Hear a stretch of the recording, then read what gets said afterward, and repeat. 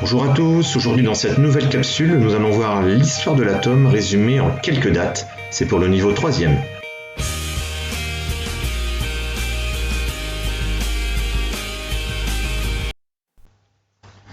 Au 5e siècle avant Jésus-Christ, le philosophe grec Empédocle énonce une première conception de la matière. Tout corps ou toute matière, vivant ou non naturelle ou fabriquée, est composé d'un mélange de 4 éléments: l'eau, la terre, l'air, le feu.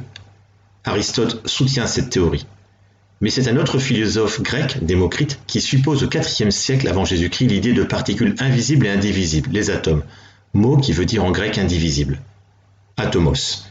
Mais l'idée des atomes n'est guère acceptée, ni dans l'Antiquité, ni par la suite, car elle apparaît comme une pure hypothèse et ne s'appuie sur aucune preuve. En 1803, l'anglais Dalton combine les idées de Démocrite et de Lavoisier, qui vient de montrer que l'air est un mélange, afin de décrire les réactions chimiques. Il considère que la matière est faite d'atomes de forme sphérique pleine et qui ont la propriété d'être insécables, l'atome pouvant être modélisé par une boule de billard. C'est le premier modèle de l'atome. Lors d'une réaction chimique, ces atomes peuvent se combiner avec d'autres atomes. Un peu plus tard, le physicien Thomson démontra que des petits grains d'électricité, mis en évidence par Perrin, sont chargés négativement. Il les appelle les électrons, et il découvre qu'ils sont identiques quel que soit le corps qu'il étudiait. Il donne le nom à ce modèle le pudding de Thomson.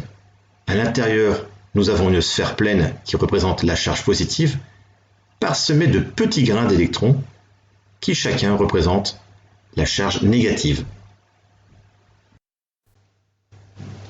En 1911, Rutherford, un physicien néo-zélandais, poursuit ses travaux sur la structure de la matière. Il cherche notamment à en savoir un peu plus sur la façon dont les atomes sont placés les uns par rapport aux autres dans la matière. Pour ceci, il bombarde une fine feuille d'or avec des particules de taille bien plus faible que les atomes d'or. S'attendant à voir les atomes rebondir, il est stupéfait de voir que la plupart de ces particules traversent la feuille d'or, comme si elle était faite de trous. D'après son expérience, certaines vont être déviées, d'autres vont passer au travers de cette feuille d'or, et d'autres vont être stoppées. Il en déduit donc la présence de quelque chose dans cet atome. Il en tire rapidement une conclusion qui remet en doute l'idée qui, jusque-là, admise que les atomes sont des sphères pleines. Un nouveau modèle apparaît alors.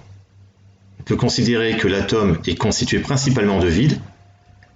Il est formé au centre d'un noyau massif, chargé positivement, autour duquel se déplacent les électrons sur des trajectoires bien définies, comme le montre le schéma ci-dessous. Voici une chronologie incomplète de l'atome, quelques dates principales, entre Démocrite et Bohr, le modèle utilisé, ainsi que le schéma du modèle.